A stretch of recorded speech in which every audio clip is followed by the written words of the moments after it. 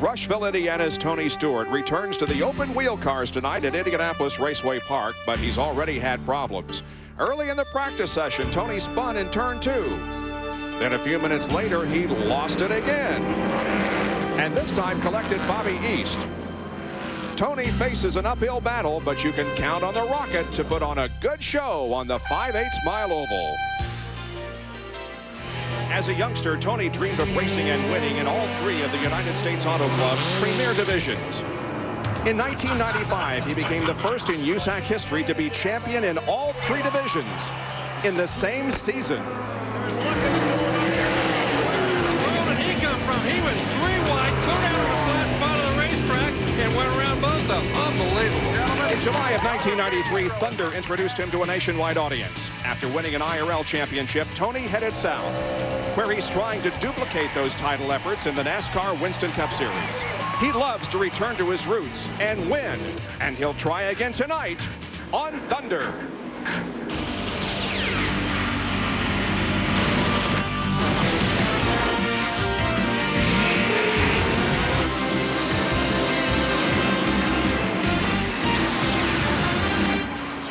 For the first time this year, ESPN's Thunder Series is live. We're at Indianapolis Raceway Park for the USAC Weld Racing Series JD Byrider 100. Yaley, Leffler, Steele, Kane, Swindell, they're all here for what promises to be a great evening of racing. Hey, Bob. Yeah, Ray Dunlap.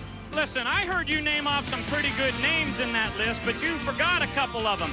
Let me tell you about one right here. It's a red car. And look at these numbers right here. 111. But if you take away one of these numbers, it leaves 11. And that's how many victories the driver of this car has right here at this track at IRP. His name is Mike Bliss. He's won 11 times here. 2 in the midgets. He's won 5 in the sprint cars and 4 times right here in the Silver Crown division, right at this very track. I think Mike Bliss is certainly the guy to beat tonight, but there's another driver with some pretty impressive numbers here, and his name is Tracy Hines. He's got 2 wins in the midgets and 8 in sprint cars, but look at that big fat 0 on the lower right-hand corner.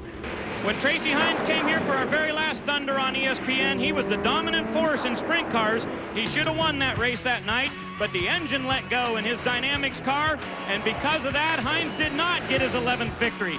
He wants to tie Bliss. He knows he can do it tonight here at IRP, but Bliss is going to be awfully tough to beat. Well, the point is, Ray, we have a star-studded field that is set to race here tonight at Indianapolis Raceway Park. Here's what we're going to do tonight. First of all, we've qualified, and the top 20 qualifiers are locked into the 20 qualifying positions in the feature. We're going to run 2 15-lap qualifying races here in the next few moments. The top 5 from each transfer, giving us a 30-car field for the 100-lap feature. And here is the lineup for the first qualifying race. 15 laps long, Tom Capey will be on the pole. Alongside will be Rich Tobias Jr. The second row, Tyler Walker and Casey Kane. Row number 3, Dane Carter and Sammy Swindell. John Starks and Eric Bootsy will be in the 4th row. Teddy Beach and Brad Armstrong in the 5th row. 6th row, Jerry Coons Jr. and Nick Lundgreen. And in the 7th row, Gary Pinishin and Jeff Matrician. I'm Bob Jenkins, and alongside our regular analyst is Larry Rice. And there is Tyler Walker. He's a guy that's been running mostly the dirt with the Come Out Series this year, but he's led Richmond, almost won that race last year, and is no stranger to these Silver Crown cars. Casey Kane's another guy who's been running in other series. He runs this series only occasionally, but he's always very, very tough in that Zeronian number 67, and he likes this racetrack. We saw him come clear from the back and win a midget race here not long ago. And Dane Carter, last night, they found a problem with that car. They had to pull the rear end out, look at the drive line, and get it back in there, so they worked late into the night just to get here today. And a regular on the World of Outlaws series, Sammy Swindell, or a semi-regular, is also in this heat. He's in that number 135 car outside of row number 3. Here comes the field down. We are racing at IRP. Welcome to Thunder, live at IRP, part of Kroger Speed Fest. The truck's here tomorrow night, Busch Series Saturday night. The open wheel drivers and stars have center stage here tonight. And that's Rich Tobias Jr., who has jumped into the lead as they go down the backstretch and now head for turns 3 and 4. Tyler Walker got it way down on the bottom, had a good run, and you see the tire smoke coming off. They're running a very hard tire here tonight. It's a 60 compound, harder than they've ever run, and you're going to see a lot of slipping and sliding around here with that hard compound tire. That's Casey Kane in the white 67 challenging Tobias. Now here comes Sammy Swindell, who is working the low side of the racetrack, has been since the drop of the green flag. And then in that battle also is the 23 car of Tyler Walker. Now you'll just see the 2 mainly on that black car, but there is a small number 3. And look who's also moving up, and that is Jerry Coons Jr. Yeah, I believe that's Eric Bootsy, who's moved into the 5th and final transfer spot. But look at Tobias. He's there on the outside, Kane on the bottom. Tyler Walker, really, they're running side by side, have been for the last couple of laps. Now then, Kane goes into the lead. Casey Kane takes the lead down the backstretch. Tobias drops in. Oh! Problem. Sammy Swindell got up over Bootsy, upside down. Rolls to a stop at the high side of the racetrack. That is the 135 car of Sammy Swindell, who was moving up nicely from his 6th starting position. But man, what a ride he took down the backstretch on the 3rd lap of the race. Yeah, he moved up the racetrack, and Eric didn't know Eric Bootsy was on the outside. And remember, these cars do not have any mirrors on them, so if a guy's not up far enough, you just don't know he's there. So he moved up, ran over the left front of Eric Bootsy, got over at least one time, and landed on all 4s, and you can see that he got out of the car and he's okay. And they're working on Eric Bootsy, as he is obviously okay, and I think what he wants is a restart. I think so, but it looks to me like that, well, he might be able to get restarted, but the left front looks like it might be bent. All right, here it is in replay, and Swindell moves up right into the path of Bootsy. He just had no idea that Bootsy was out there. He got up on his top, came back down. Luckily, it only went over one time. That right front, when it broke off, didn't dig in and send him on over. So he didn't do all that hard a flip, but he certainly tore that race car up. Damage to the front end of the race car, and here it is from another angle. You can see right there, after he got over that right front, that car got up on its top, came back down very hard on that right front corner. You can see his neck snapping several times as the car gyrated down the backstretch. He is okay, however. You can see him assessing the damage there. And there is Eric Bootsy. He is okay. So both drivers involved in this incident are okay. Well, we mentioned the troubles of Tony Stewart, and he did not qualify well. As a matter of fact, is going to start back in the 3rd row of the 2nd qualifying race. Ray? Well, Bob, let's just find out what the real story is, because Smoke, you are starting in the heat race. What is the story? Yeah, we don't even call it a heat race. We used to call it the suitcase race, because if you don't make it through that, you pack your suitcase up and go home. So I don't know, we're just struggling tonight. I mean, we found some stuff in the steering that was keeping us from back steering the car to the right, and I spun twice in practice, and Bobby East was unfortunately behind us during one of them and hit us in the tank, and it tore his front end up. But Galen Fox has given me a great opportunity to drive this car. I mean, I really miss coming back and doing this, and with J.J. Yaley in the hunt for trying to win the Triple Crown, we didn't want to do anything to mess our team up over there, so I didn't do anything to disturb my race team. I just let them be and got a ride somewhere else here. And Galen came to me at the Brickyard during our test and asked if I'd be interested in driving a car. I said, Galen, I'd love to. I mean, he's always had really good cars, and a lot of really good drivers have driven for him. So feel pretty honored to drive for him. Not just wish I was doing a better job behind the steering wheel. We're just missing it right now. We're just doing the best we can to try to get caught up and get going good. All right, well, get it in the feature, will you? They're going to work on this car a little bit, try to make it better. He had 2 spins in practice, but they're going to make it better, I'm sure. What he was talking about there, not wanting to mess up his team, he's part owner of the number 9 car that J.J. Yaley runs, and he used to run that car some, but since Yaley's running so well in the points, he didn't want to jump in there. Well, they're offering Sammy Swindell a golf cart ride back to the pits, but he declines that. That's the ride he took. That's Bootsy hitting the inside wall and Swindell up at the top side of the racetrack. On a very interesting ride. He is okay, but it has brought to a halt the racing in our first 15-lap qualifying race here at IRP. Out to go green, Ray. Well, Bob, we want to talk to Sammy Swindell, who we just got away from here, but we'll make sure he's okay. You all right? Yeah. What happened out there? I guess there was somebody on the outside of me. So we caught the back of the car, turned me sideways down the back. So yeah, I don't know. I just got turned sideways somehow. Couldn't tell, but had a nice ride. You're all right, though. I'm fine. Okay, he's all right, guys. Now, because of the accident, they went back to the previous lap. That had put Tobias back in the lead, but he has lost it already to Casey Kane. So Tobias is second. Walker still runs in third position.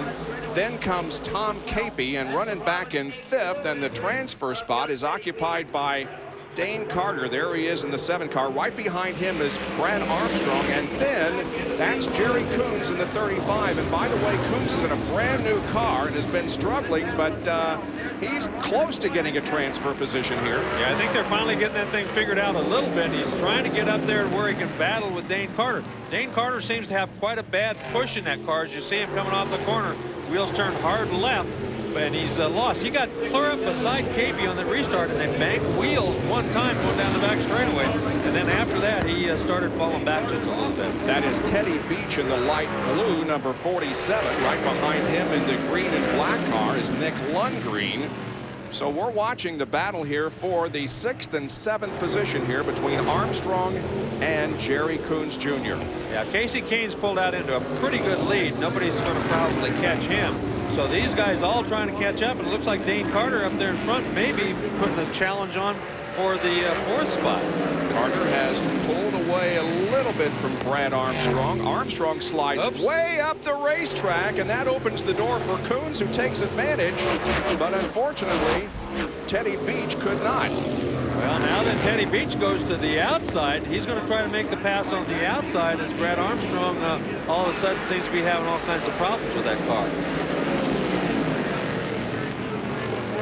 So now then what they have to do is go up there and challenge Dane Carter, and it looks like Jerry Coons is about to do that as he has caught Dane Carter, and see if he can move that same kind of a move he did on the bottom side a little earlier. He gets up beside Carter, but yeah, the one thing you can't do at that point is bump wheels, because it's going to send both of you into trouble.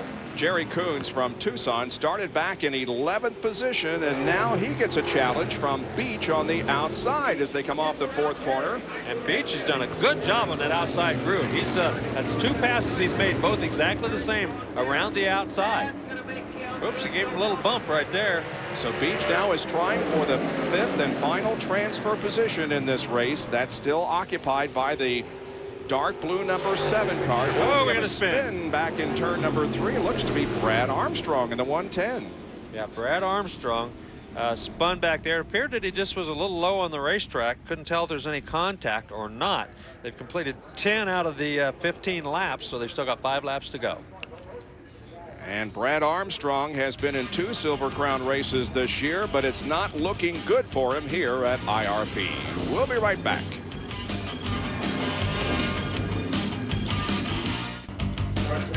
Five laps to go in this first 15-lap qualifying race. There are the top 5, and the top 5 transfer to the 100-lap main event coming up later here on Thunder.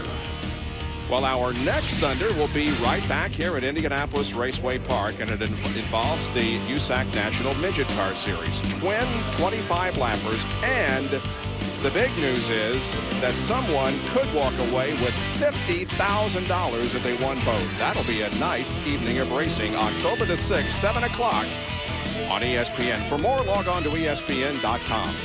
Yeah, it's a huge event and a lot of good sponsors. Of course, Steve Lewis, a good buddy, who's always been with the midgets. He's promoting that race. Brad Armstrong's car has been added to the back of the field, and 1 more lap to go. Remember, 5 laps more of racing in this first qualifying race. Casey Kane is at the front of the field. Dane Carter in the dark number 7 is the 5th and final transfer position right now. Back of him, Beach, Coons, and Lundgren. Right, and Tyler Walker, Dane Carter, Beach, and Coons. Those are the 4 cars that are really going to be in the mix for that final transfer spot. If Tyler Walker should happen to get jumped and let Dane Carter around him, then he's going to be on the hot seat. Otherwise, Dane Carter's got to really be careful, because Beach has been running very good here these last 3 or 4 laps. Kane leads them down through turns 3 and 4, accelerates, and we are back to racing once again. Green flag is out. Let's see how things go in these final 5 laps. everybody got in there. Oh, there goes Beach to the outside. That's his favorite move. Now he gets a big shot down underneath, but doesn't quite pull it off. Dane Carter got off the corner good enough to keep him back there. Diamond off the corner, but it didn't work. He still is running back in 6th position. Well, he certainly had the right idea. That's what he had to do to make the pass. But Dane Carter, even though he seems to be just a touch slower than Beach, he was still strong enough off the corner, and that's the real key. Now you see the 98 car of John Starks also playing a role down here as he's behind this group of cars. And up ahead, meanwhile, a great battle for the 3rd position. Oh, look at this. 3 abreast almost as Beach is clear on the inside of Dane Carter. Both of them picked up some sort of a push, and Coons tried to go around on the outside. And Beach got him. Beach has gone into 5th position, so now it is Kane Tobias running in 1st and 2nd position, and a great battle for 3rd here as they come off the corner. Running in 3rd right now is Capey, but right behind him is Walker, and there also is Beach. Beach is trying to go down to the bottom. Oh! Capey spins out. Man, oh man, what a tough break for him. He had a transfer spot made, and once that thing got coming around, he absolutely had no way of stopping that thing. Did a half spin down into the infield, and boy, that's going to kill his chances. Well, Capey had made 2 Silver Crown races this year. His best finish was 5th at Indianapolis, made 5 starts. Last year, his best finish was 10th at Indianapolis. He made 7 starts in 2000. Highlight of the year was qualifying 2nd at the Hoosier 100 that year, the race on the big 1-mile dirt track. Here is a look at it, and Larry, he was just by himself, didn't get any help. No, he was all by himself, and the back end just got out, and he tried to save it. He got out of the throttle, but the back end was just too far around, and these cars don't have a lot of bump steer, a lot of steer to keep them from spinning. Once they get the back end out that far, it's very difficult to get it back under you. And there you can see he just got it out. He tried to save it. He almost got it stopped, but not quite, and nobody ever did hit him. I thought maybe Tyler Walker might have bumped him right there, but he never touched him. So going back into the 5th and final transfer spot is Dane Carter. Now, the 6th fastest qualifier here this evening, Jason Leffler. He's with Ray. Well, Bob, he's another one of the guys we certainly got to keep our eye on tonight. He could win here tonight. You won here earlier this year in the midget and the night before 500. What's it going to take to win tonight in the Silver Crown? Just having a consistent car for 100 laps. You know, George Snyder's Mopar powered cars running pretty good. We qualified 6th, was not as good as we wanted to, obviously, but we think it's going to be really consistent. You won the championship in '98 and you won at this racetrack, but how different are these race cars now? They're not much different. You know, they've been selling about the same cars for the last couple of years. What we are on, Hoosier's got on a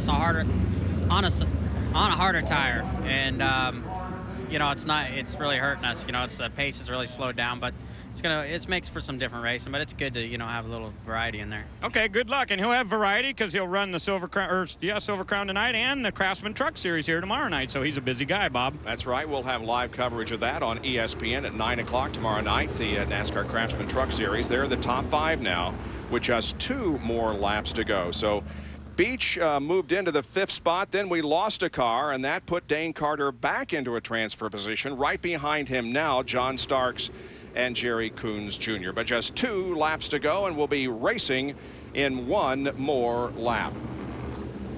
Well, as Ray mentioned, there's sure to be lots of fireworks here at IRP tomorrow night. The Power Stroke Diesel 200. It's at 9 o'clock tomorrow evening on ESPN as the NASCAR Craftsman Truck Series continues on this network. For more, log on to ESPN.com. All right, getting set to go back to racing again. There's the leader. That's Casey Kane. Once again, critical restart for these guys back there, 4th, 5th, 6th, and 7th. You certainly don't want to mess up because everybody's hungry to get in this feature event. Just 2 laps to go here, and Carter tries to get 4th back from the... Wow, he got a nice run down there. Oh, but he's not going to be able to take the spot, and Beach gets a little sideways, but Carter stays behind him. Now they run back down into the 3rd turn, wheel to wheel. The white flag is going to come out. 1 more lap to go. Uh-oh, he might have lost that position by letting Coons on the outside. No, he gets back up in front of him. And now here comes Jerry Coons as he tries to get that fifth and final spot, and he's going to get it. They banged wheels off of there. Dane Carter pushed the front end, and they banged wheels coming off the corner, but it looks like Coons is going to come off of there and get him. It's Casey Kane, then Tobias, Walker, Beach, and Coons, the top 5 finishers, and Dane Carter fought gallantly during the race, was in a transfer position most of the time, but he and others are going to have to load up and go home as Casey Kane has won this first 15-lap qualifying race. So we'll be back to talk with him in just a moment on a hot, humid, and very exciting evening in racing here in Indianapolis. Back at Indianapolis Raceway Park, here are the top 5 finishers in that first race. Casey Kane led them down for the checkered flag. Rich Tobias Jr. finished second, followed by Walker, Beach, and Jerry Coons Jr. with a late race pass on Dane Carter, took the 5th and final transfer position. Let's take a look at that pass over there in turn number 2. Coons got a good run on the outside. Dane Carter's pushing the front end really bad down on the bottom of the racetrack. He pushes right up and into the right rear of Coons, and you can see Coons, he had to steer a long way to the right just to keep that thing from spinning around. Here's another angle, some bumping going on right there, and Coons did a nice job of controlling the car and bringing it home 5th with a little less eventful first qualifying race. The winner, Casey Kane. Here's Ray. Well, Bobby made that one look pretty easy, that's for sure. But you won this race a year ago at this track, but back then you started 10th and tonight 21st. How much tougher is that going to be? Last year we didn't get there until right at the end, so this will be a lot tougher. But, you know, I think I got a better car. We qualified pretty poor, and, you know, I found a few things wrong. I made a couple bad decisions, but, you know, we got back going, and Bobby's helping out a bunch, and Gary Zeronian's got me in a good car, so I think we got a decent shot. Now, you've won a lot of midget races here, a couple a night before the 500s. How different is that kind of a car to win in than this one, because you have one in Silver Crown too? Well, they're definitely different. I mean, this is a much bigger car, and, you know, slows down slower. You don't carry as much corner speed, so they're a lot different. But, you know, I even got a more different car come Saturday when we come out here in the Channel Lock Ford Busch car, so that'll even be different. So I guess this will be a little good experience for Saturday. Can you win it from 21st? Yeah. How about that, guys? Yeah, but I'm not sure why. Maybe a yeah. Well, he's won from the back here in the past, and he could do it from mid-pack here tonight. All right, cars getting lined up now for the second 15-lap qualifying race. Johnny Parsons in the 21 was supposed to start on a pole, but he spun down in 2. The tires were very cold. He just got on the throttle trying to clean off the tires, and he spun that thing around. Unfortunately for him, that's going to put him in the back of the pack because he stopped. So that's a tough break. But you can see all the grass and all the junk on the tires. That's what he was doing, trying to get that off of there. And when he just hit the throttle a little too hard and turned the wheel, the thing spun around on him. So this is how they were supposed to line up for this next race. Parsons was supposed to be on the pole in car number 21. David Bridges alongside in car number 40. The second row, Jason McCord and David Goff. Row number 3, Tony Stewart and Jay Drake. The fourth row, Tony Elliott and Jimmy McCune. In the fifth row, Bentley Warren and Jason Fuller. Eric Gordon and Jimmy Kite are in the sixth row. Back in row number 7 is Dan Dryden. Well, quite a few well-known drivers in this race, and only 5 of them are going to advance to the big 100-lapper. Now that will move, Parsons' spin moves McCord up to the pole from 3rd starting position. Big break for him, but remember, he's won both of the sprint car races here this year. He knows this racetrack very well. He runs well here. It's a big break for him getting to start up on the pole.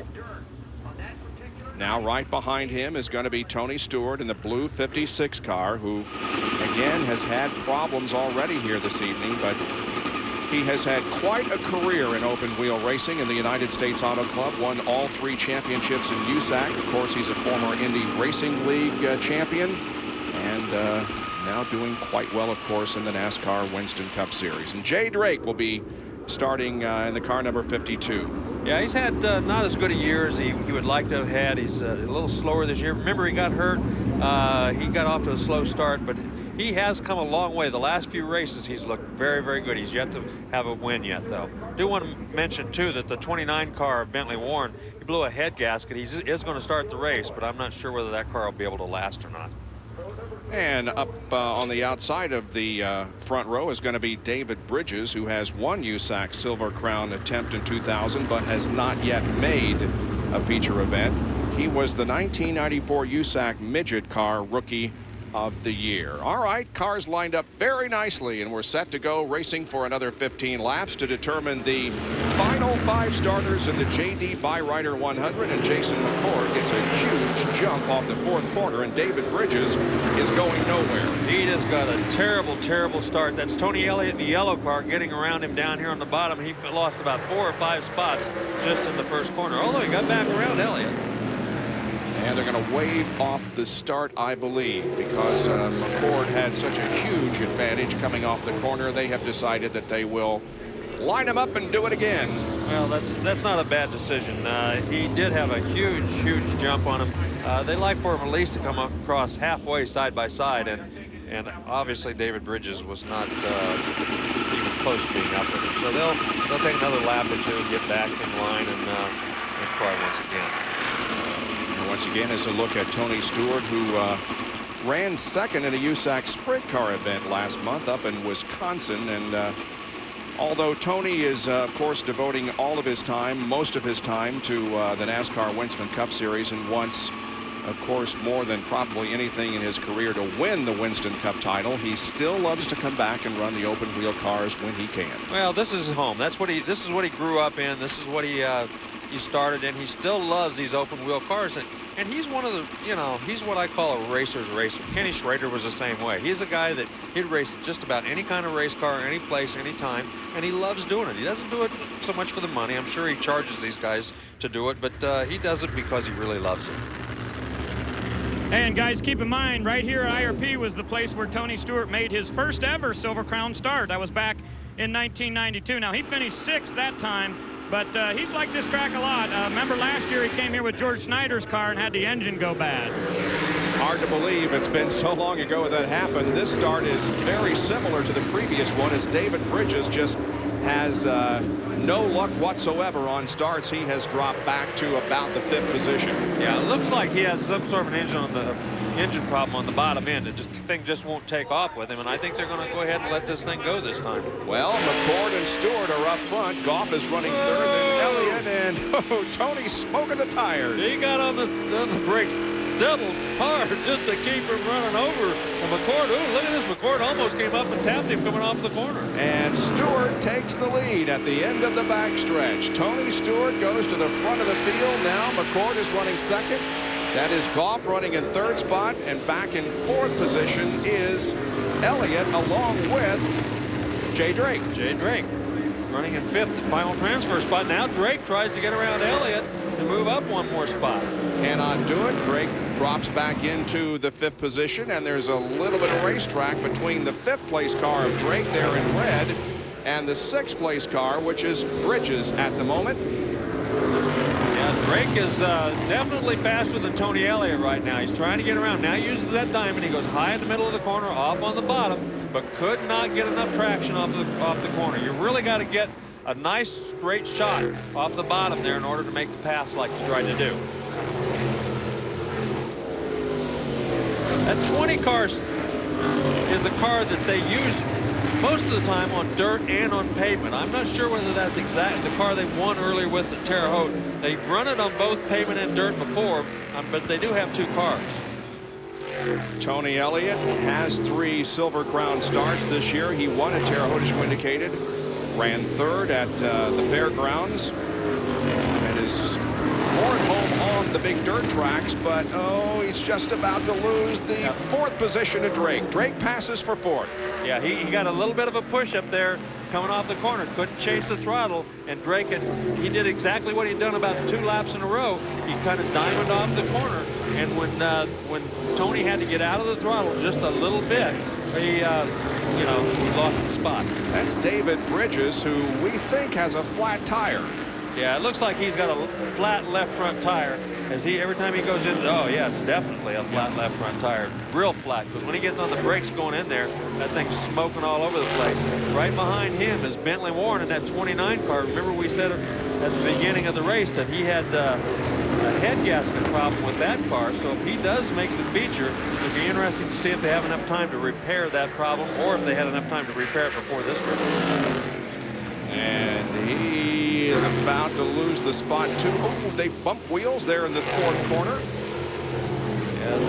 Yeah, he's trying real hard to get underneath him. David Bridges is doing a pretty nice job running this pavement with a flat left front tire, let me tell you. That's Jason Fuller in the number 49 car, the red one that's running right behind Bentley Warren. He is from Bremen, Indiana, and Bridges slides up high, allowing both cars to get by him. This is for the transfer position. The 59 car is driven by Jimmy Kite, and of course the 20 is Tony Elliott.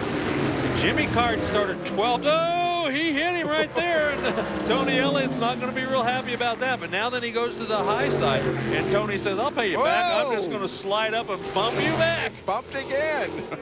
Well, Tony was like, see there, he's pointing. He says, see, don't mess with me, kid.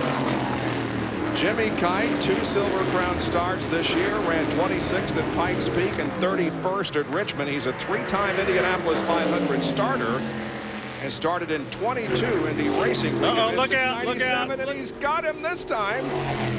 He slid up and he says, man, I'm going to take it one way or the other. Elliott had no chance but to move over. That's one of the old slip and slide, dip and dive moves we talk about here. Well, let's see if Elliott retaliates here. I think maybe Kite's going to be able to put enough distance between him and Elliott to prevent any of that happening.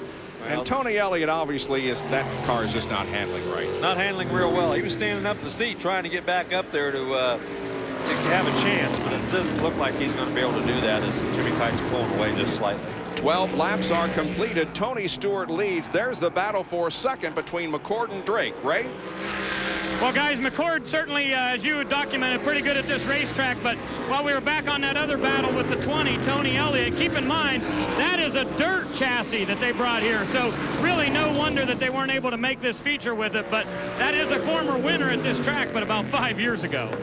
Tony Stewart, I'm sorry. It is the same car they won with the Terre Haute.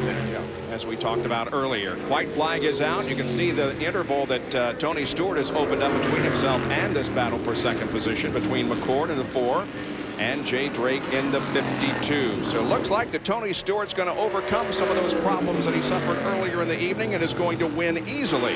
This second 15-lap qualifying race, he takes the checkered flag. Finishing second is going to be McCord, then Drake. Fourth is Goff, and fifth, coming out of turn number 4, crossing the line, that is Jimmy Kite. And those are the top 5 finishers. Is anybody surprised that Tony Stewart comes back and wins? That is right. Well, he has a long way to go from where he's going to start to the lead in the 100-lapper, but don't count Tony Stewart out. Elliott, Warren, Fuller, Gordon, McCune, and Parsons are the ones that will not transfer. We'll talk to Tony in a moment.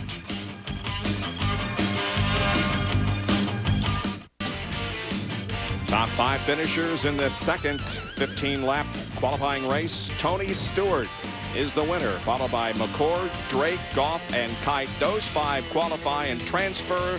Those that do not, Elliott, Warren, Fuller, Gordon, McCune. And so they load up and head for home. But Tony Stewart is getting his car ready for the 100-lapper, and this is how he got the lead from Jason McCord.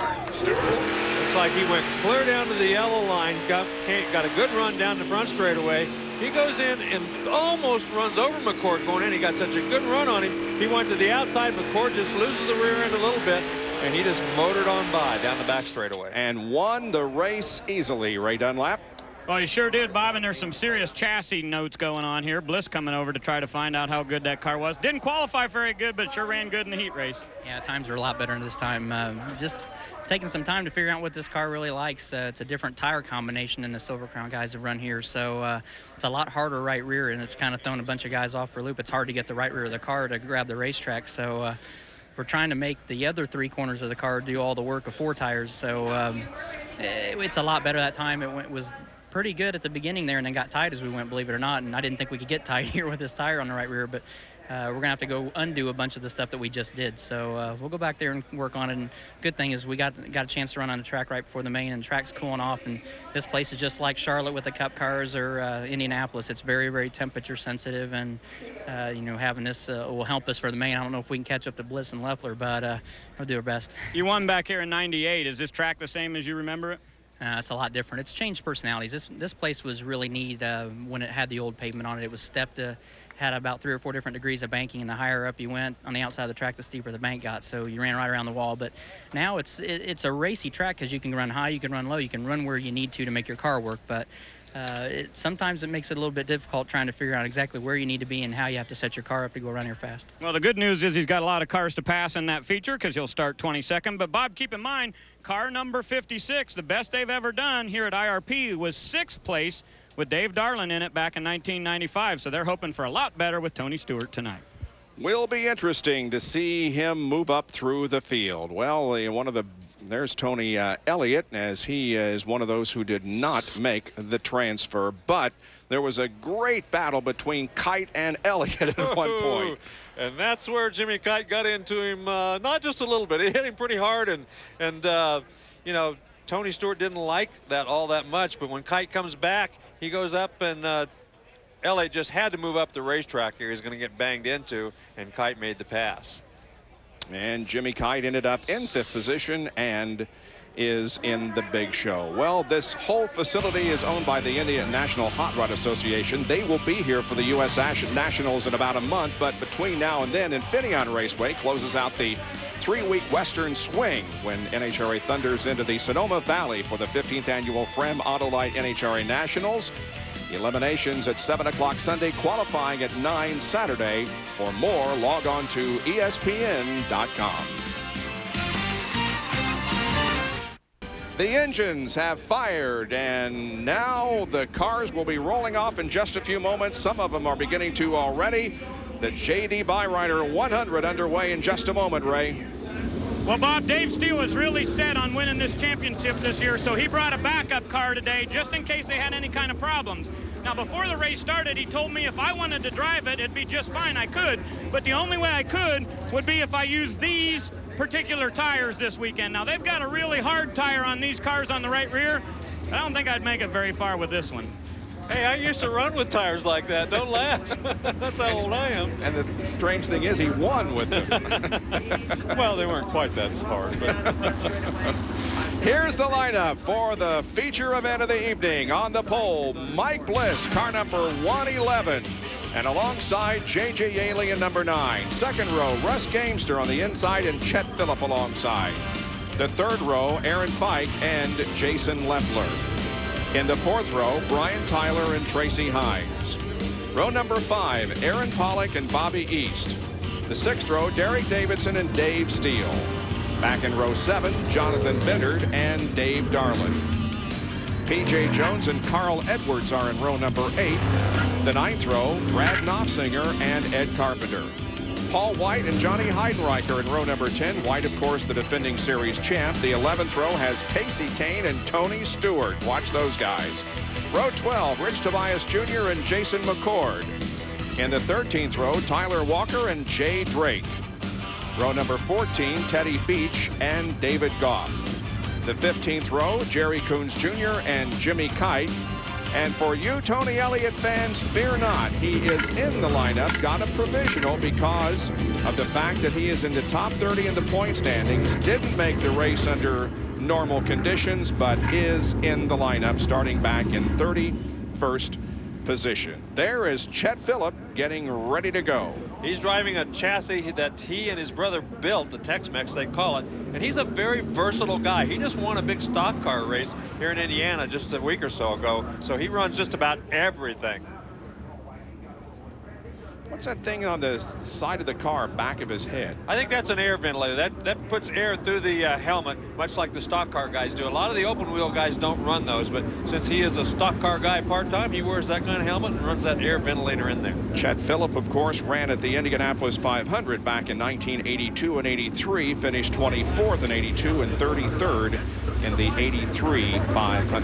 There is Tracy Hines, the 2001 Series champion in this division. In that Indiana Underground car. This car he's driven for several years, but still looking for his first victory. Tracy Hines probably knows this racetrack as well as anybody here. He's very good in the sprint cars and midgets here, but still this Silver Crown has eluded him, and he wants one very badly.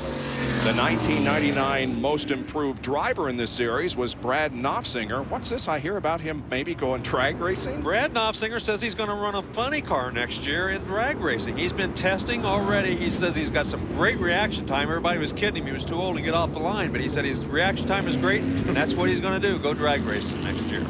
And back of him in the 11th row, starting in 22nd position, is Tony Stewart. Well, what can you say? The guy comes out here, he spins out a couple times, doesn't let that phase him one bit. He goes out and runs great in his heat race, but he's got a long way to go come feature 2. And P.J. Jones is also in the lineup. And Ray, this was sort of a last-minute addition to the entry list. Yeah, it was, Bob, but they got some really good news this week because PJ and his wife had a brand new baby. They named it Parnell Jagger Jones. It was born on Monday the 29th, so he's pretty psyched up about that, but he's also psyched because tomorrow he will head to the Indianapolis Motor Speedway to drive a second car for A.J. Foyt trying to qualify for the Brickyard 400. So gets to come have some fun tonight, has a beautiful new son, and he's going to try to get in the 400. And Dave Darlin in the 92 car is going to be starting at the back of the field because he got a push start, and that means that you go to the tail. We are very honored to have the presence in the booth for the next 47 minutes or so. Corey Kruseman, who is the Indiana Sprint Week champion. Congratulations on quite an accomplishment. Larry and I talked about how tough that is, coming here and racing 7 times in 9 days. Really, it was really nice to come back here. Unfortunately, we got rained out of the last one, but you know, us West Coast people come back here and we struggle a lot back here on these Indiana tracks. And Keith Coons did a heck of a job getting us a race car up there that we could win with. But I think the biggest honor was for you guys to have me up here in the booth. Well, we're looking forward to it. Just settle back and enjoy the race with us as we take a look at the winners in this series so far. Dave Steele won at Phoenix. Jason Leffler on the mile at the Indiana Fairgrounds. Tony Elliott won on the half-mile dirt track in Terre Haute. And then Brian Tyler and Steele again as we went to the bigger paved tracks at Pikes Peak and the 3/4 mile at Richmond. All right, here we go. The J.D. Byrider 100 for the USAC Weld Silver Crown Series is about to get the green flag. Here we go. Bliss leads them down, and jumping off to the start, however, was J.J. Yaley, as Bliss didn't get a good jump at all. No, he did not. And look at that. On the outside was the 77 cars. Chet Phillips, he went right around the outside. Oh, that Leffler was smoking the left front just because of the brakes. No problem. Leading lap number 1 is going to be J.J. Yaley, with Chet Phillips running in 2nd position and the rest of the field coming down. And there's our track cam in a car. It appeared to go into the wall. Yes. And that's the number 2 car of Bobby East. Well, what a tough break for him. This is his first ride in a Johnny Vance Aristocrat car. He had trouble earlier as he got together with Tony Stewart when Tony Stewart spun. Obviously, too many cars all in one spot, and he's climbing out of the car, which is always the good news. Well, he has not made a Silver Crown race yet, so this was his first start. It didn't last very long. He was named the 2001 National Midget Car Rookie of the Year. He has already won 3 times in the National Midget Car Series. Now we'll watch the replay. Watch the right side of your frame, and hopefully we can catch it.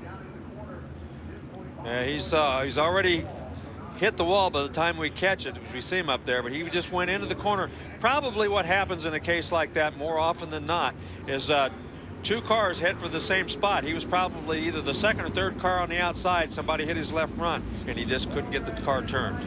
There is Bobby East. One car did not start. That was David Goff. He had to replace the oil pump and just didn't get the job done. So David Goff did not start in tonight's race. Well, we are underway, although Bobby East has crashed here in the opening laps. We'll be right back.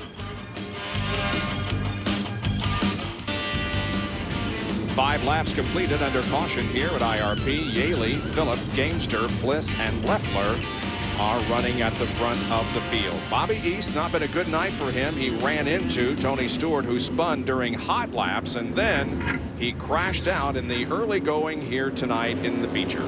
Yes, and you can see that everybody's on the brakes back in here trying to miss this thing, as he's already made some contact with somebody, got into the wall very early in the corner, tore up the right front, and ended his night.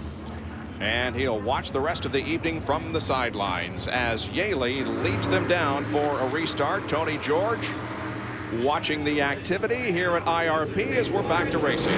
Janice East, the other person up there, so they were one happy, one not so happy.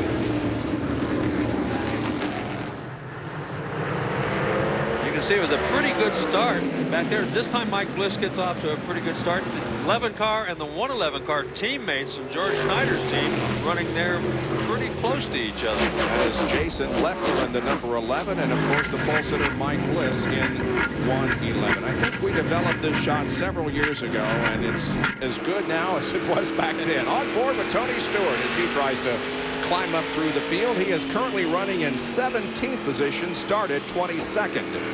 Yeah, and he's moved up several spots. He wasn't all that happy on their starts. He thought somebody cut him off a little bit on the start, but he has moved up a lot. That's P.J. Jones down there on the inside in that yellow number 85. As he got a little bit sideways. No, a whole lot sideways, as a matter of fact. Corey, did you maybe have hopes of running in the race tonight? Actually, when I got the opportunity to come up here and sit with you guys, it was pretty awesome. But it looked like PJ probably would have done good with us there, the way he was getting around that corner pretty sideways. On board with Stewart. It's Jonathan Benner right in front of Stewart. McCord down to the bottom side. As he got right up beside McCord, but couldn't complete the pass out there on the high side. This is a harder right rear tire than these cars have ever run here at Indianapolis Raceway Park. You've heard all the drivers talk about how they've had to adjust their cars, and the ones that adjusted best are going to have the best run here in the feature. It's Casey Kane running right behind Tony Stewart in the 56 car. Cord just ahead of him in the 4. John Heidenreich in the white number 90 car back there behind them. So all of these guys not making too much of a move. They made a big move in the first lap or two when everybody's bunched up. But once they got in single file after that yellow, it's been much more difficult to pass, and probably will be until about lap 30 or lap 40 when the fuel load starts going away and the handling characteristics will start changing on these cars. Casey Kane, the champion in the National Midget Car Division back in 2000. That's who we are watching from Tony Stewart's onboard camera. Also was the 2000 Silver Crown Rookie of the Year, but has been pulled in many directions and really hasn't run a lot of races in the open wheel divisions this year. Right, he's under contract to Ford. He has to kind of do what they tell him to do, and unfortunately for him, they put him in several different series, so he doesn't have a chance to really get warmed up in any one particular series, and I think that's hurt his performance a little bit. Corey, this has got to be a great proving ground and training ground for a lot of these drivers. I mean, look at the incredible names that have come from the USAC divisions, especially this one. Absolutely. I mean, you're just talking about Casey Kane, and the kid's got more talent than you can imagine. And he's got pulled in a lot of directions, but still he does a fantastic job in the things that he does. And, you know, you'd see the guys like Tony and Bliss come back and do such a nice job. Look at Teddy Beach tonight. First time in a champ car, I believe. First time here. And did a heck of a job in the non-qualifiers race to get into the feature. Yep. Well, once again, we're seeing Casey Kane trying to stick his nose down underneath Tony Stewart and not being very successful. Now pulling a little closer. Nope. It's amazing how good that car's handling. He's really not working the steering wheel a whole lot. Looks like it's nice and smooth getting around here. Yeah, you gotta be careful with these cars. Even though those tires are really hard on the back, if you get to slipping them around too much, you can still blister the right rear tire just because you're sliding it around too much. They're second and third, and not too far behind is fourth place. J.J. Yaley has a rather comfortable lead at the moment. There he is at the bottom of your screen. Here comes second. That's Chet Phillip. Then Russ Gamester running in third position. Jason Leffler and Mike Bliss are following Gamester. Gamester's been working on Phillip here for the last several laps. He seems to be a little bit quicker, but he can't get around on the bottom. Phillip's running right in the middle of the groove, the fastest place on the racetrack, and he doesn't seem to be able to go above or below him, and that's what he's going to have to do. This is Chet's fourth start in this series this year. He ran 9th at Phoenix, 3rd at Colorado, and 12th at Richmond. Did not run, of course, the dirt races. But he's currently tied for 13th in points in this series with John Stark. Now then you can see that Leffler has caught up with those two. Now he may challenge them a little bit. I think Mike Bliss is kind of riding along for right now. Going to wait till a little bit later in the going before he starts to challenge these guys. I'm a little surprised that Mike Bliss got off to such a bad start. Oh, the car is spun, and that's Rich Tobias Jr. Yeah, and he's made some contact. It looked like he hit the inside wall. As we saw from our camera, we see some pieces flying off. So it looked like he might have got down into that inside wall. Tobias, of course, mostly a dirt track racer. He's come a long way, and he's up in the point standings to the point where these last 4 races on dirt, he could do very well. He is 7th in Silver Crown points. It happened just ahead of our leader, J.J. Yaley. Watch this. Oh, he broke something. Yeah, it looks like the torsion stop broke or something. That thing started dragging the bottom.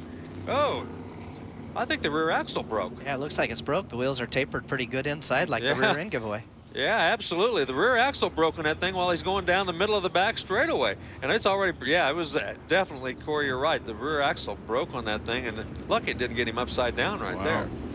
Well, he finished 2nd at the Indiana State Fairgrounds and 6th at Terre Haute on the dirt. However, he has not had great success on the paved tracks. As I said, he is 7th in the point standings, and this is going to be a setback for him in that regard. They're the top 5 with 22 laps completed. This is our second caution of the evening, brought out by Rich Tobias. The first was when Bobby East crashed. Ray? Well, Bob, we want to find out. It looks like you're okay, but tell us what happened there, Bobby. You're out awfully early, got hard contact at the turn 1 wall. Yeah, just I think something might have broken the steering, but you know, I talked to my dad and he said he thinks I just locked up the brakes. You know, I'm really disappointed at myself. You know, Johnny Vance and all the crew, you know, and Aristocrat Products, Gertie Engines, everything was great, and I probably just made a rookie mistake, you know, and it really sucks. We were fast. And it's just the second lap of the race to do that. It's disappointing. I'll bet he is. And guys had a great success in midgets a year ago, winning 3 races in just 10 starts. So definitely disappointed tonight here at IRP. I have to tell you, there was a young guy named Sleepy Trip that ran a lot of midgets. He drove it into the fence like that 3 times in a row in a Silver Crown car the first time he got in, because they're so heavy in the back end. It's really hard to get them to turn. And I don't think there's any question that Father knows best. And if Father said he just got on the brakes and got into the wall, that is the final word. They're the top 5. It's Yaley, Phillip, Gamester, Leffler, and Bliss, as we're more than a fourth of the way through this 100-lap event already. Pace car will be pulling off the track here momentarily, and we'll be back under green flag conditions. There's Gamester, there's Leffler, Bliss. As the pace begins to quicken and the field moves through turn number 4 now. Yaley in control, stands on the gas, and here we go once again. And Phillip gets a good jump. Looks like Bliss is having problems with the motor. He kind of laid back there like he could get a run, and still didn't look like it took off. No, he didn't, and he lost a couple of spots because of that. You're exactly right. So he went from 5th back to about 7th or 8th. And now Yaley begins to separate himself from Phillip and the others. That's the 69 car running right behind Mike Bliss. That, of course, driven by Brian Tyler. And here is Bliss now moving to the inside of Aaron Fike. Yeah, so Bliss, after he had that very, very bad restart, has come back. He's passed all the guys that originally got around him, so he's back up to where he started. But, you know, you can't afford to give away too many spots like that on a restart in this kind of racing. I think the longer it goes green, the better off he's going to be. He's one of those guys that's used to driving those long races, and I think it's going to work out to his advantage. He's got a little bit lighter race car than he's normal to, and I think it really will help him. Well, you're right about one thing. It does make a difference when you've never run a 100 lap. A lot of guys that run midgets and sprint cars and only used to running 8-10 minute races. These are much longer. And you have to learn how to pace yourself and make sure you got a race car that'll last the last 20 laps as well as the first one. And we talk every time we show you one of these races about how important the fuel is, because that's a heavy car when you start, and as the fuel burns off, you get a totally different race car. Let's go back here and check on a side-by-side battle. That is P.J. Jones on the high side in yellow, Carl Edwards down to the low side, Jason McCord right behind him. Those guys have been battling like that for the last several laps. And the 3 car right behind him is Aaron Pollock. The team, oh! Whoops, McCord into the fence. Looks like his right front is flat. Not sure whether that was why he went in there or whether it happened before, but I think he had a right front go flat before he got into the wall. And he is third in the point standings coming into this event with a runner-up finish at Phoenix to start the season and a couple of other top 10 finishes also. He's 9th at Terre Haute and 6th at Richmond. But things have gone sour for him here tonight. Yeah, he can go in, of course, replace that tire and go back on the racetrack, but he's going to be many laps down, and it's going to be a tough. Yeah, you can see that right front is already flat. Look, the brake is red up there. The right front is already flat long before he gets to the wall. So that's exactly why he couldn't get that car to turn. There was no air left in the right front tire.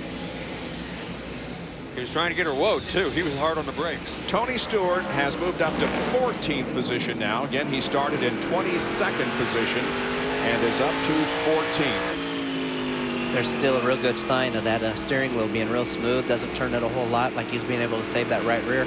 That hard right rear, he's probably used to, running on radial tires. It probably helps him quite a bit.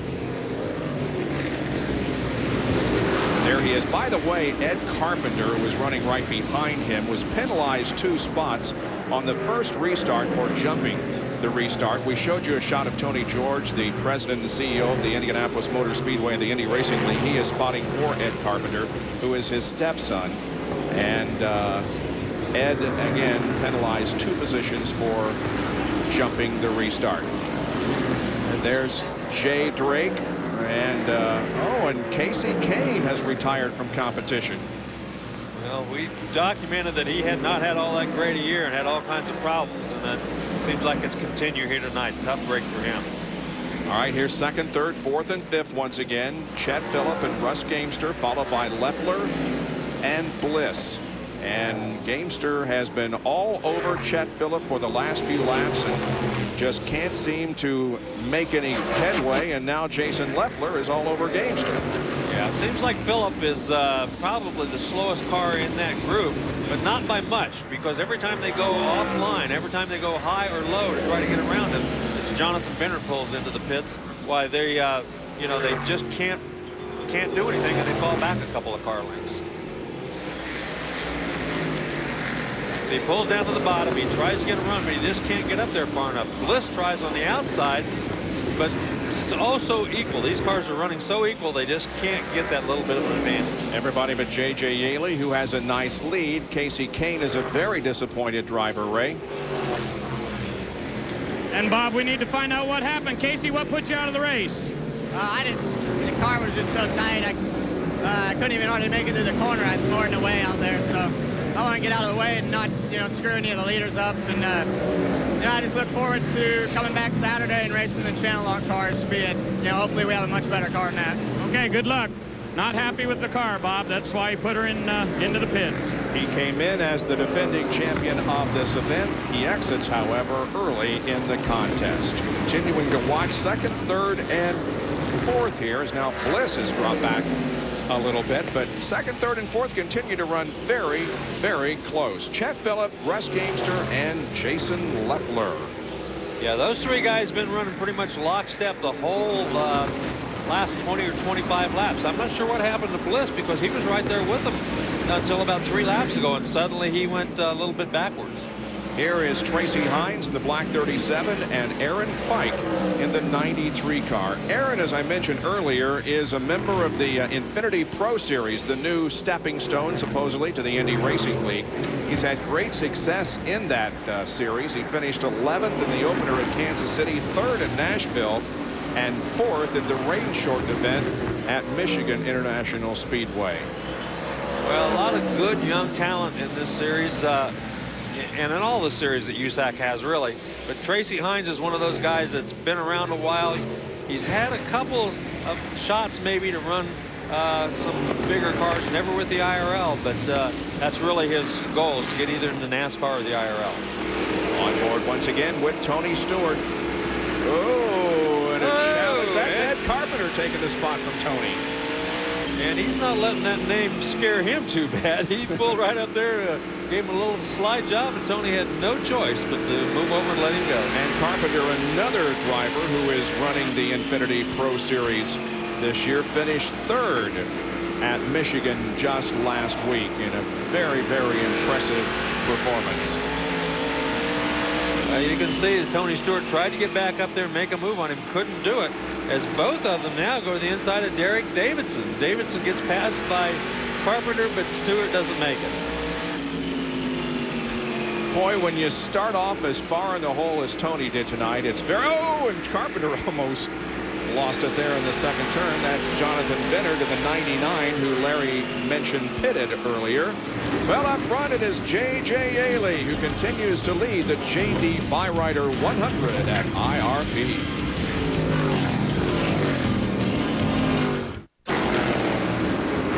Back at IRP, where J.J. Yaley continues to lead this J.D. Byrider 100 for the USAC Weld Racing Series, the Silver Crown cars. And he has already earned 3 bonus points for leading the most laps. We are past the halfway point. Now let's see where second place is. There is Chet Phillip in the 77, followed closely by Russ Gamester in the 46. Mike Bliss has gotten around Jason Leffler to move up one more spot. So these guys back, these teammates back here have been battling pretty much the whole race and still going after it. Been sort of an up and down night for Mike Bliss. Started from the pole and lost several positions at the start. Every time we have a restart, he loses positions and has now moved back up into the 5th spot. As we go back here, there's Jimmy Kite in the 59 car and Tony Elliott. There's Tracy Hines in the 37 car. I think he's getting ready to lap Jerry Coons. And look at Bliss. He goes to the outside as they come up on some lap traffic. Bliss is very good in the traffic, and he doesn't get intimidated by anybody or anything. This time, though, he has to pull around back to the bottom as Beach just didn't have enough room to get around Beach. Now then Leffler tries to get around him on the bottom. Down to Ray Dunlap. Well, Bob, I've been listening to the radio, and Mike Bliss has been talking to George Snyder and telling him the car is not very good off of turn 4. I just don't have as much power as I'd like to have. So that appears to be his weak spot on the track, is turn 4. Well, that time coming off of turn number 4, he had a big push, so maybe not so much the power as the fact that he just can't get after it because the front end's pushing a little bit. Mike Bliss hoping to record his 12th win here at this racetrack tonight, his 5th in this particular division, but has a bit of ground to make up because Yaley is just walking away with things at the moment. Well, he's trying to run someplace where nobody else is running. He's running much higher than anybody else, but he knows that the only way he's going to make a pass is to run up there. And you can see he's clear up in the gray stuff, and that time it's going to cost him a spot, it looks like. And now Leffler to the inside. By the way, these guys are coming up to lap the number 1 car of Paul White, the defending champion of this series. There goes Phillip and Gamester, and there goes Bliss and Leffler, and man, it's just been a terrible year for Paul White. His finishes this year: 22nd, 28th, 23rd, 27th, and 23rd. Boy, he's had no success whatsoever in defending the title. Well, he shaved his head to try to change his luck. I don't think it worked too good. I don't know what he's going to shave next, but you know, he's probably had as bad a season following a championship as I remember anybody having. I mean, we've talked about this a little bit off the air, but you know, his whole season, he just hasn't had one good run. There is Dave Steele in the black number 19 as he tries to thread his way through some of the cars. There's the 35 car of Jerry Coons Jr. Steele, the leader in the points in this division with 2 victories. Steele's a lot like Bliss, too. He really searches around the racetrack. He'll run in a lot of different places. Looks like he's in traffic here. You'll see him going high and low. Yeah, the 93 car of Pike is actually the next car he is running behind, so he's trying to catch that car to move up a spot. He's just had an incredible year on the pavement this year. It seems like every time we read the paper, Steele's up front. Well, he's always been very good on the pavement. That is his forte. Uh-oh, it looks like Bliss got up in the marbles maybe and slowed down a little bit. It looks like he's got going again, but he, you know, that's one of the things that happens when you get to searching around. Sometimes you get a little too high, you get way up in the marbles, and boy, some racetracks can really bite you, as we've seen in the past. Yeah, absolutely. It really surprised me to see him up there in that gray area. As a driver, that kind of gets a little scary, but he's got a lot of confidence coming into this car.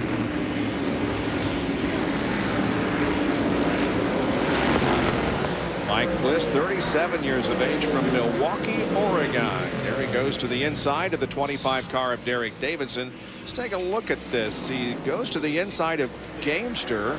His smokes are in there a million miles an hour, as we say. There was a lap car up there he was going to slam into, so he jumped on the brakes, and when he did, he slid way up there in the gray stuff, and it took him a little while to get his momentum going. I was going to say, when you break your momentum, it takes a while to get it back, doesn't it? That was a heck of a gutsy move, but you know, he's right back with that pack again, and you know, you can't blame him for trying now. Now here is Yaley lapping the 23 car of Tyler Walker. And once again, we go on board with Tony Stewart. Ed Carpenter is still up ahead of him, so Carpenter is 12th and Stewart is in 13th position. Well, Stewart has had a pretty good run. He hasn't moved up near as quick as he wanted, but he's still got a few laps to go to get right out of these guys. You know, it looks like he's starting to turn that steering wheel a little bit more as that tire is starting to get hot and maybe a little bit more worn. He's kind of needing a yellow right now, tighten up the bunch, I think. Yeah, you can see coming off the corner. He looks like he gets off of that corner there, but it looks like you're right. He's getting a little bit loose because he's turning that baby to the right a lot more than he was earlier in the night. Now he comes up on Carpenter and takes a look to the inside. Jimmy Kite is right there that Carpenter is passing, and now Stewart is also to the low side of the racetrack. Both successfully get around Jimmy. He's running a nice smooth race. He's running the race car just where he wants it to go, but just right now he's been in traffic most of the night and had a tough time getting around the guys in front of him.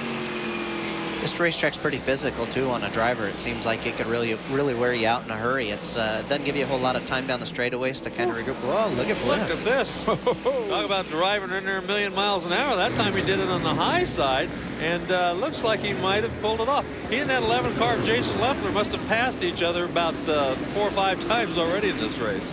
Again, that second, third, fourth, and fifth, and they have just been glued together since the drop of the green flag. Putting a lap on Brad Knopfsinger.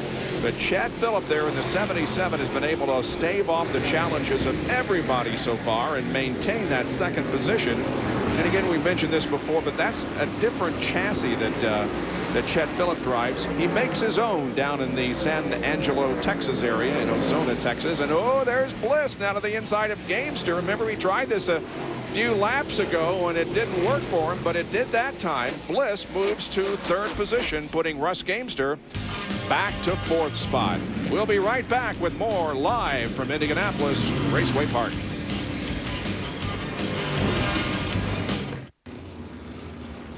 Well, we are under caution here at IRP. Remember a few minutes ago I said how second, third, fourth, and fifth were glued together since the drop of the green flag? Well, the glue came undone. Boy, did it ever.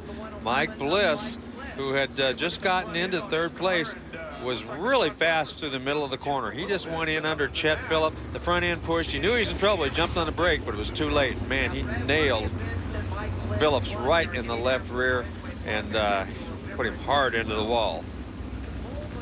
Here it is from another angle. Bliss just drives her down in there and boom, makes contact. No question about it. He just made a huge error, got him way too hard. The front end took off on him, and poor old Chet Phillip, it wasn't anything he could do about it. He was just along for the ride. But I think Bliss knew he'd made a bad mistake, but it was too late to do anything about it then.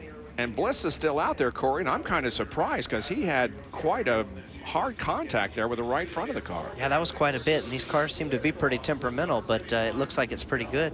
You know, he's really been running around the top of people, and it looked like what he did is got down there in that gray area on the bottom. But boy, look at there. It looks like everything's in good shape. Yep. Yeah, no flat tire, so that's a good deal for him. Well, 75 laps completed, just 25 to go under caution here at Indianapolis Raceway Park. The caution flags in this race do count. We'll be right back. Dick Kagey and the fine people at Airworks for providing the lift that allows us to give you the onboard camera shots that we have had all evening long. The green flag comes out. There are 13 cars on the lead lap. Yaley is the leader. Bliss now second and knocking on the door. And he is slipping and sliding all over the place, but he's hard on the hammer. That's why they nicknamed him the Hammer. He's all over the throttle, and I think for the first time tonight, J.J. Yaley might be a little bit concerned. And with Yaley out in the lead and Dave Steele not in contention, this is going to tighten up, if the finish in this order, it's going to tighten up the point standings considerably. There he goes on the outside. He's very, very quick right through the middle of the corner. He's doesn't get in all that hard. He didn't get off, but right through the middle, he's very strong. I think it's just going to be a matter of timing. He's definitely faster down there in 3 and 4, and if he can get I don't know how he keeps saving that thing, but he does. Boy, I don't either, and I don't know if that right rear tire is going to be able to stand that all night long, but he has certainly driven the wheels off of it for the last 25 laps. Now the first 4 right together on the racetrack. Yaley, Bliss, Gamester, and Jason Leffler. Right now, he's just that time he just kind of followed him right through the middle of the racetrack. Boy, look at how loose that thing is when he's on the throttle coming off. He really, that time it took off. I thought he was going to wiggle right up into the wall right there for a second. He's got to have some kind of damage done to that right front of that race car because it was so stuck underneath him, and now it seems like he's having a lot of problems with it.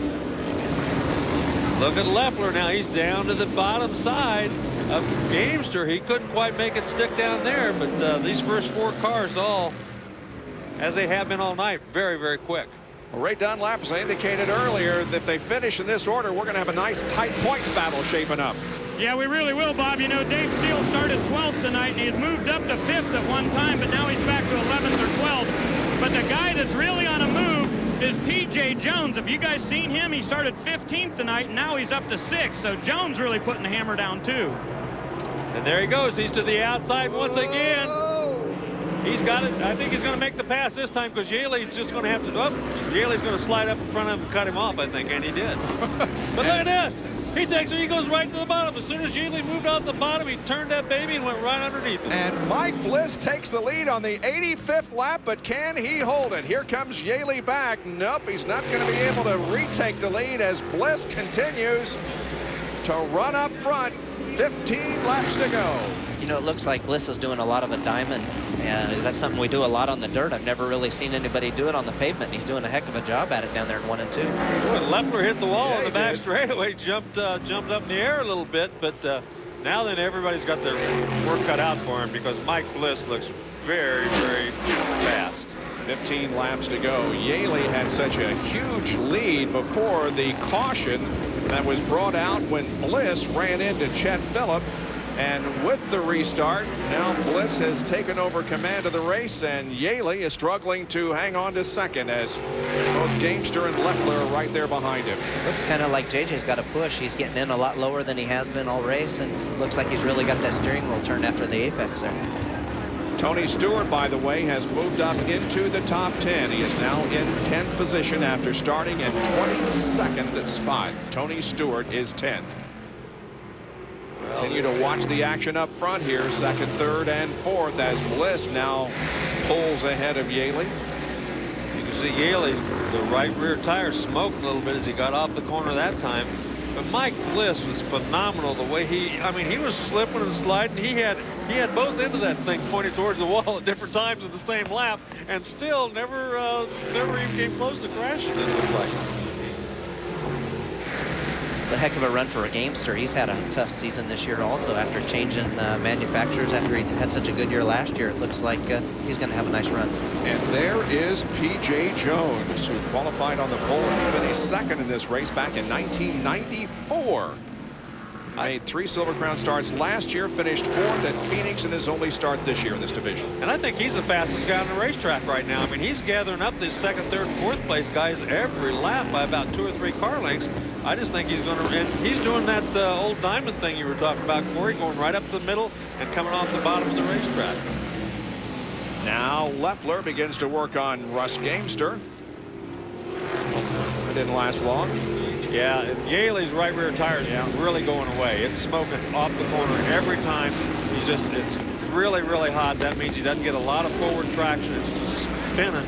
And these guys can see it, especially the guys behind him. They know exactly what his problem is. Saw them put a lap there on Brad Knopfsinger. Once again, Leffler sticks his nose underneath Gamester at the end of the backstretch. And every time he comes up off of corner number 4, Yaley smokes that right rear a little bit more. Boy, PJ's really closed the gap. I was going to say, they better get their act together because PJ is really gathering them up in a hurry. Now that Gamester to the inside, and man, if he can pull this off, then he might help him. You're right, though. Look what a push J.J. Yaley's picked up, and both cars go around him that time. PJ may pass them all here before this thing is over. There's 7 laps to go. Oh, and look at Yaley. He doesn't give up easy. He went back around Leffler, but in the process, he pushed the front end right up to the wall, and that gave... Oh, look at PJ. Oh, they're hooked together. Oh, man. Tough deal for PJ. Man, oh, man. Well, I believe he was the fastest car on the racetrack. I think he was every bit as fast as Mike Bliss was, but a tough break as he spun that baby out, and he's not going to get near as good a result as he should have. Well, he started back in 15th position in that Print Express machine and had worked his way all the way up to 5th, and it all ends with a spin, and you can see the frustration. You think he was driving the wheels off of it a minute ago. You wait until now. You can see the frustration in that cockpit. Yeah, he's not very happy, but he just got in way on the bottom. Yaley put him way to the bottom of the racetrack, and he starts sliding up. And when he did, he just barely caught the left rear of Jason Leffler, got up in the air, and that caused him to get into Yaley. And the baby just spun around on him more than anything he could do at that point. Well, it's a good thing it didn't take Jason out with it because, you know, they've grown up ever since Jason was a kid. He's grown up real tight with the Jones family, so might have been a little bit of words there. Yeah, he was kind of their protege. I mean, that's where he started helping those guys, and they kind of taught him the ropes. But he goes up there, he just slides up the racetrack ever so slightly, runs over the left rear. And you're right, Yaley did a great job keeping that thing out of the wall because it would have been, well, both of those guys did a good job, but Yaley could have gotten them fenced real easily right there, too.